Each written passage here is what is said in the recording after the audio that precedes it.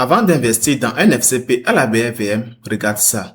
Alors, tout d'abord, c'est quoi un fonds commun de placement? C'est un panier où plusieurs investisseurs mettent leur argent et ce panier maintenant investit dans plusieurs produits à la BRVM. D'accord? C'est géré par des experts agréés et bon, les géos. Et bon, la plupart des gens croient que bon, les FCP sont faciles, je choisis même si je ne sais rien. Bon, dans cette vidéo, je vais te montrer les erreurs à éviter lorsque tu investis dans un fonds commun de placement. D'accord? La première chose, la chose la plus pire que tu pourrais faire, c'est de changer de fonds tout le temps. OK? Tu vois une petite fluctuation avec le temps, tu es agité et puis tu changes de fonds. Le problème avec cela, c'est que tout d'abord, les marchés fluctuent tout le temps. Deuxième chose, c'est que c'est géré par des experts. OK? Alors, calme-toi. Ils ont accès à des compétences que tu n'as pas. Troisième chose, c'est que lorsque tu changes de fonds comme ça, il y a les frais qui viennent. OK? Ça peut avaler la marché, la plupart ou pas la plupart, mais ça peut avaler une partie de ton rendement. Alors, arrête de faire cela.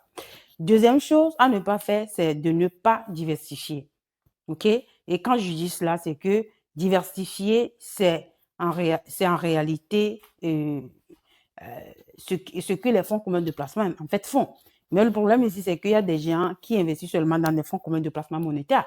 Par exemple, un fonds commun de placement monétaire, c'est un FCP la plus sécurisée, mais ça ne te donne pas les meilleurs rendements du monde.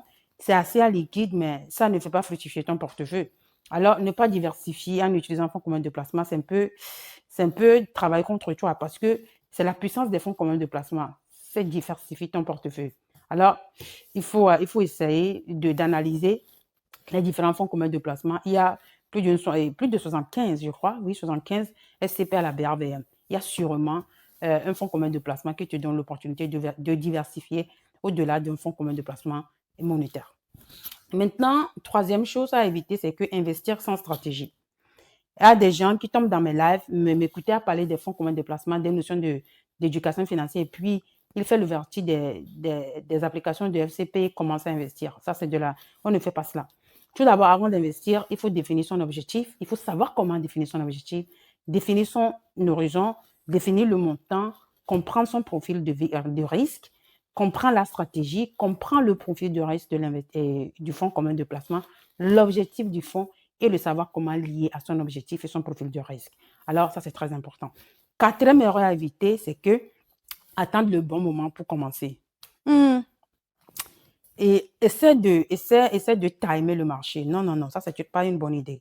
D'accord? Chaque temps qui passe, tu perds de l'argent, alors commence à investir. Ton futur va te remercier. Je ne vais même pas passer le temps sur ça. Ça, c'est super important. Et cinquième chose, c'est sortir en panique. Comme je l'ai dit ici, les fonds communs de placement sont gérés par des experts agréés. Alors, lorsque tu as défini bien ton objectif, tu as bien défini ton profil de risque, tu as fait la fondation ici, d'accord, et respecte l'horizon, le temps d'horizon.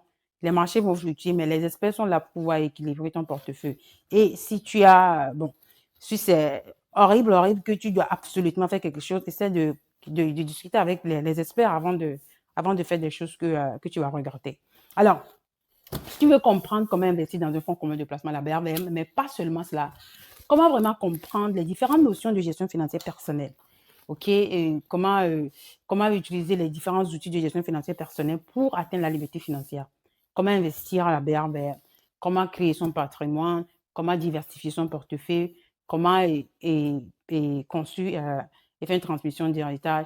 On a un programme qui s'appelle Mission Million 2030. C'est un programme d'éducation financière. Oui, l'éducation financière, c'est aussi l'investissement. Alors, vous allez apprendre au-delà de la BRBM. Alors, je vous invite. Le lien dans le commentaire. Prends ton score d'éducation financière, rentre dans le programme et transforme 2026 à l'année où tu prends le contrôle total de ta vie financière avec moi. À tout à l'heure.